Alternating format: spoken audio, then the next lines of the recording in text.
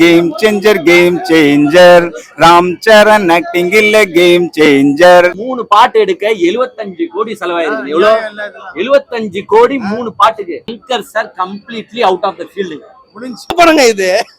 கலா படம் ரிலீஸ் ஆச்சுன்னா எப்படி நம்ம வந்திருக்கோம். 3.5 மணி நேரம் ஒரு படத்தை வந்து எந்த அளவுக்கு கொலை பண்ணுமோ அந்த அளவுக்கு வந்து கொடுமைப்படுத்தி இந்த படத்தை எடுத்துக்கிறாங்க. அதே போல வந்து ஸ்பெஷலான விஷயத்தை சொல்லி அவன் இந்த படத்துல என்ன ஸ்பெஷல் விஷயம் பார்த்தீங்கன்னு வச்சுங்களேன், ராம் சரண் வந்து இல்லாத சீனே கிடையாது. ஓப்பனிங்ல இருந்து லாஸ்ட் வரைக்கும் ராம் சரண் இருக்காரு. பிளாஷ்பேக்ல கூட வந்து வேற யாருன்னா 2 பேர் ஸ்கிரீன்ல வருவாங்கன்னு பார்த்தா அதுலயும் கிடையாது. அப்பயும் பார்த்தீங்கன்னு வச்சுக்கோங்க ஒரு வேஷம் போட்டு வந்து அவர்தான் நிக்கிறாரு.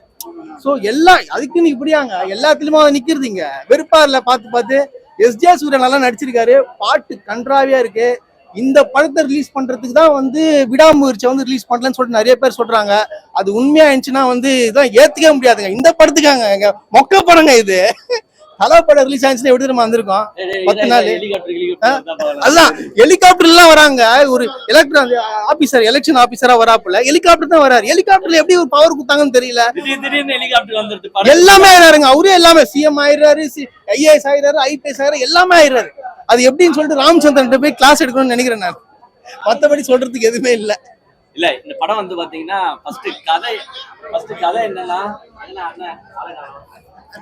கதை என்னன்னா ஒரு ஐஏஎஸ் ஆபீசருக்கும் ஒரு அரசியல்வாதிக்குமான சண்டை தான் இந்த கதை. ஐஏஎஸ் ஆபீசர் வந்து ஃபர்ஸ்ட் யாரா இருந்தாருன்னா ஐபிஎஸ் இருந்திருக்காரு. ஐபிஎஸ் அப்புறமா ஐஏஎஸ் மாறுறாரு. ஐஏஎஸ் அப்புறமா சீஃப் மினிஸ்டரா மாறுறாரு. சீஃப் மினிஸ்டர் அப்புறமா என்ன மாறாருன்னா சீஃப் எலெக்ஷன் ஆபீசரா ஆகுறாரு. படு கேவலமா எடுத்திருக்காரு சங்கர் சார். ஸ்கிரீன் பிளே மொக்க. ஃபர்ஸ்ட் 30 நிமிஷம் நம்ம எப்படி கங்குவா படத்தை சகிச்சுக்கிட்டு பார்த்தோமோ ஃபர்ஸ்ட் 30 நிமிஷம் அது மாதிரி இதை 1 hour வந்து சகிச்சுட்டு தான் பார்க்கணும். அதுக்கப்புறமா இன்டர்வெலுக்கு முன்னாடி கொஞ்சம் ட்விஸ்ட் இருக்கு, நான் இல்லைன்னு சொல்லல. Interval okay. ஆஃப்டர் இன்டர்வெல் சரி படம் டிராவல் ஆகும் அப்படின்னு நான் கஷ்டப்பட்டு பார்த்தேன். பட் அதுக்கப்புறமாவும் சாகடிச்சிட்டாங்க. ட்விஸ்ட் இல்ல, ஒரு சஸ்பென்ஸ் இல்ல, ஒரு டேர்ன் இல்ல. எதுக்குதான் ஃபர்ஸ்ட் 3 hour இந்த படத்தை எடுத்தாங்கன்னு சத்தியமா தெரியல. அதே மாதிரி நான் ஒரு விஷயம் கேள்விப்பட்டேன். இந்த படத்துல வந்து 3 பாட்டு எடுக்க 75 கோடி செலவாயிருக்கு. எவ்வளவு? 75 கோடி 3 பாட்டுக்கு. அந்த 3 பாட்டை மனுஷன் உக்காந்துக்கிட்டு உள்ள பார்க்க முடியல. நான் என்ன கேக்குறேன்னா இந்த ப்ரொடியூசர்ஸை கேக்குறேன், இப்ப இருக்கிற ஆடியன்ஸ் எதுவும் வந்து பிரம்மாண்டமா எனக்கு பாட்டு இருந்தாதான் நான் பாப்பேன்றது கிடையாது. நல்ல மியூசிக்கும் நல்ல பாட்டும் இருந்தா சாதா ஆல்பம் சாங்ஸை ரசிச்சுட்டு போயிடுறான். சோ நீங்க வந்து எங்களுக்கு பிரம்மாண்டம் தரணும்னு அவசியமே கிடையாது. அந்த 75 கோடியில நான் கேக்குறேன் 20 டிரெக்டருக்கு வாழ்க்கை கொடுத்துருக்கலாம். அவன் வந்து நல்ல கதையை வச்சுக்கிட்டு சுத்திட்டு இருக்காங்க. எங்கப்பா சுத்துவாங்க? கோடம்பாக்கத்துல சுத்துறாங்க, சாலி கிராமத்துல சுத்துறாங்க.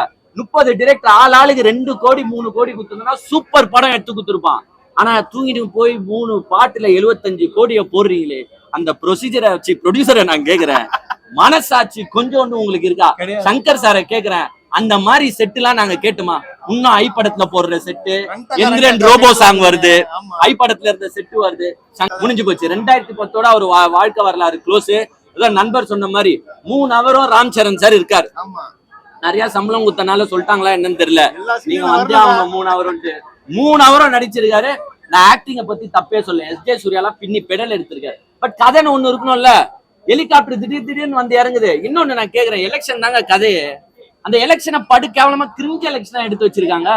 ஒண்ணுல பணமே இல்லாத அரசியல் காட்டிருக்காங்க. பணமே இல்ல, பணம் தான். நான் 3 பாட்டு 75 கோடியில எடுத்திருக்காங்க. பணத்தை வச்சுதாங்க. இது என்னன்னா வேலைக்கு ஆகல. பணமே இல்லாம அரசியல்னு சொல்லிட்டு அவங்களே எக்ஸ்பென்ஸ் ஜாஸ்தியா செலவு பண்ற மாதிரி காட்டாங்க. சோ ஒர்க் அவுட் ஆகல. இன்னொன்னு என்னன்னா 3 பாட்டுக்கு 75 கோடி. 75 ரூபாய் குத்துந்தாலே நான் பாட்டு இவனே நான் நடுவுல பிரேக் பண்றேன்.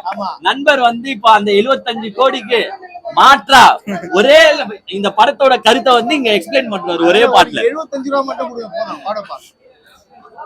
Game changer Ram Charan acting இல்ல கேம் சேஞ்சர். சங்கரோட டைரக்ஷன்ல கேம் சேஞ்சர். ஆக மொத்தம் இந்த படம் லைஃப் சேஞ்சர்.